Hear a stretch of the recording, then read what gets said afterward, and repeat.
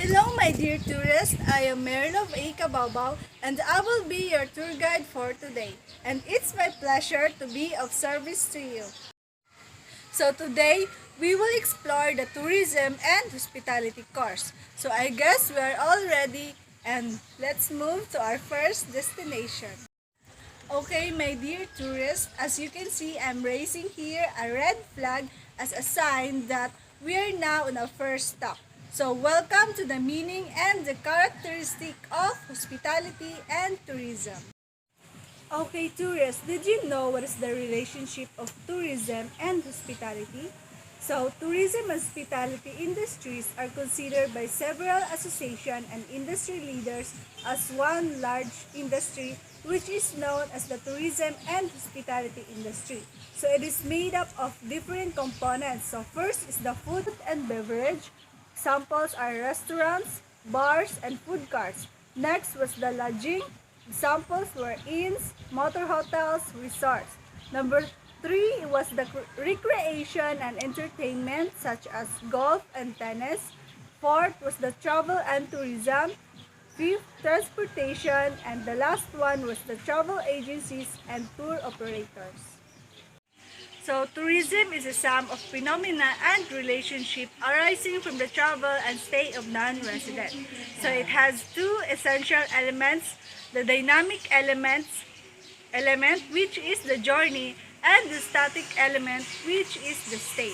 So, what is hospitality? So, did you know that the word hospitality is derived from the Latin word hospitari, means to receive as a guest. Okay, now let's move to our second destination. Okay, my dear tourists, welcome to our second destination, which is the characteristics of hospitality and tourism product and the importance of tourism. A tourist product. So a tourist product is a service. So it is a largely psychological in its attraction and tends to vary in standard quality. So the characteristic of a tourist product. So the product is not brought to the consumer, rather the customer has to travel and go to the product to purchase it. So a product of tourism is not used up. Tourism is a labor-intensive industry. Tourism is people-oriented, multidimensional phenomenon. Tourism industry is seasonal and the importance of tourism. So first was the contribution to the balance of payments. Next is the dispersion of development. Third was the effects on general income. Fourth was the employment opportunities. Fifth, social benefits. Sixth, cultural enrichment. Seventh was the educational significance. And the last one is a vital force for peace. Okay, my dear tourists, let's go to our next destination. Welcome to the history of the tourism and hospitality industry. So in this stop, we will discover the history of tourism and hospitality industry. So first was the early tourism. So tourism is derived from the Hebrew word Torah, means studying, learning, or searching. So in this era, Sumerians facilitated travel and exchange of goods with their invention of money, writing, and the wheel. So next was the tourism in the medieval period. So travel declined in the medieval period since the roads were not maintained. So next was the tourism during the Renaissance and Elizabethan eras. So during this time, few famous universities developed. That is why travel for education was introduced mostly by the British. So spas or the medical baths, the word spa is derived from the Wallon word spa, meaning fountain. And lastly, the modern period. So in 1875, Albemarle Hotel in London opened a dining facility and the term restaurant referred to the dining room of the hotel. So more luxurious hotels began to appear in London and one of them was the Savoy. So the Savoy employed two men who became famous throughout the world, Caesar Ritz As general manager was renowned hotel tailor and Auguste Escoffier, one of the greatest chef of all time, and is popular for installing the kitchen brigade system. Welcome to the regions of tourism and hospitality in the Philippines and factors that favor the growth of tourism and hospitality. Tourism and hospitality develop all over the world. It developed in the Philippines as well. So it started when the original inhabitants of the country roamed in search for food. The Department of Tourism has developed plans and programs to ensure the departure are harmonious and positive. Some of these are increased visitor arrivals and increased tourism and hospitality receipts through longer stays. So, there are factors that favor the growth of tourism and hospitality, and some of these are rising disposable income for a large section of the population, increase the discretionary time, greater mobility of the population, growth of cities, shift in values, growth in the number of singles. Okay, my dear tourists, welcome to our next destination, which is the role of tourism and hospitality in economic development. Many developing countries around the world have been using tourism and hospitality development as an alternative to boost the growth of economic development. Economic impact. Tourism and hospitality acts as an export industry by bringing in revenues from outside sources. Next is direct and secondary effects. It is important to know the direct and indirect effects of visitor expenditures on the country of the area. Tourism multiplier. The total effect of both direct and secondary of an external source of income introduced into the economy. How to maximize the economic effect of tourism and hospitality. First, growth of theories. Second was the economic strategies. Third was the import substitution. Fourth, incentives. And lastly, the foreign exchange. Okay, tourists, welcome to our next stop, which is the tourism and hospitality components. Okay, tourists, did you know who are the direct providers? So the direct providers include businesses that are associated with airlines, hotels, and restaurants. And who are those support services? So support services lend support to the direct providers. Tourism Development Organization. So tourists, did you know what are the supply components of tourism and hospitality? Tourism and hospitality supply components are: first is the natural resources. First was the natural resources such as climate, landforms, and bodies of water. Second was the infrastructure. So it consists of underground and surface development such as water supply, gas lines, and next was the superstructure. So it is above ground facility services such as airport, buildings, hotels, resorts, motels, and restaurants.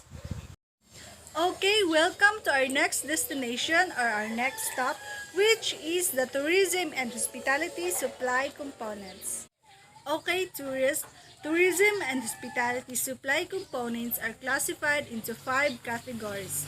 So first was the natural resources, second was the infrastructure, third was the superstructure, and it has a types of accommodation such as hotels, condominiums, motels, inns, apartments, paradors, pensions, etc. and etc.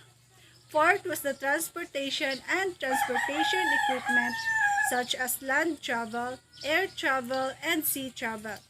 And the last one was the hospitality resources.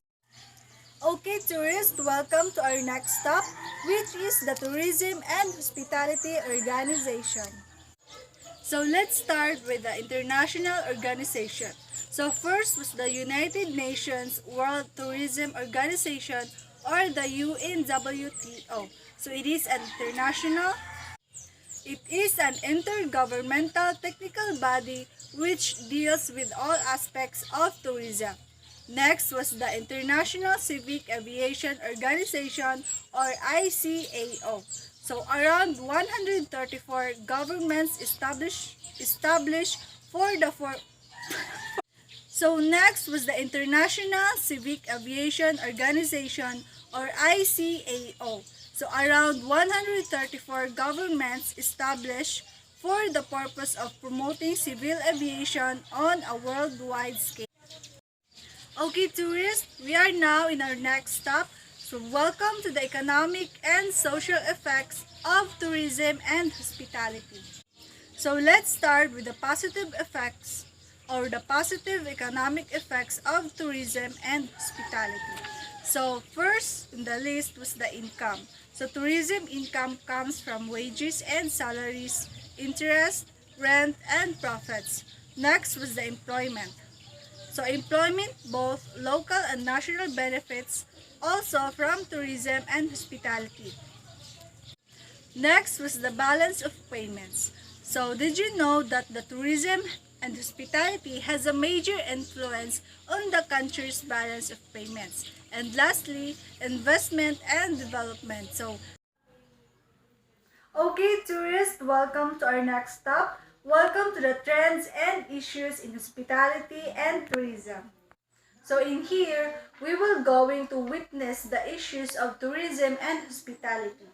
So first was the marketing issues. So these are the changing demographics, changing vacation patterns, market segmentation, and frequent guest programs. Second was the legal issues. So these are the liquor liability and ethics in the tourism and hospitality. Next was the human resources such as the sexual harassment and the employee turnover. Next was the operations. Okay, tourists, we are now on our next stop. So welcome to the tourism and hospitality during COVID-19 pandemic. The coronavirus or the COVID-19 pandemic has triggered an unpredicted crisis in the tourism economy, giving the immediate and immense shock to the sector. The COVID-19 pandemic is first and foremost a humanitarian crisis affecting people's lives and has triggered a global economic crisis. And now, we will witness the impacts of COVID-19 on selected tourism and hospitality industry branches.